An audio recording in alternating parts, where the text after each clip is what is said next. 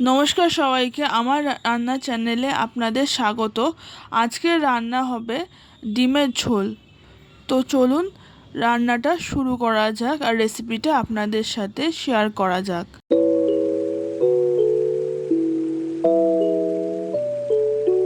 প্রথমে ডিমগুলোকে সেদ্ধ করে তেলে ভেজে নিতে হবে। তারপর ওই একই তেলে কালো জিরে দিয়ে দিতে হবে।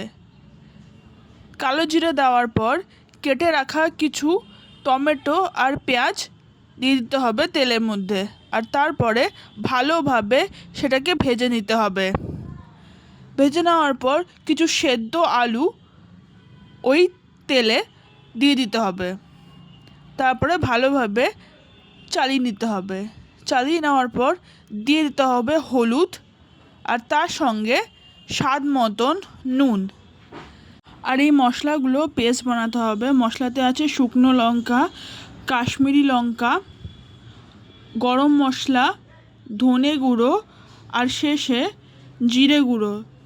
সবচেয়ে ভালো হয় ডিমের ঝোলে যে ঝোলটা হচ্ছে তার থেকে একটু ঝোল তুলে তার মধ্যে যদি মশলাগুলো মিক্স করে দেওয়া যায়, তাতে ডিমের ঝোলের স্বাদটা অনেকটা বেড়ে যায়। মশলার পেস্টটা ডিমের ঝোলের মধ্যে দেওয়ার পর তারপর ভালো করে মশলাগুলোকে কষিয়ে নিন। এরপর চাইলে চিনি অ্যাড করতে পারেন।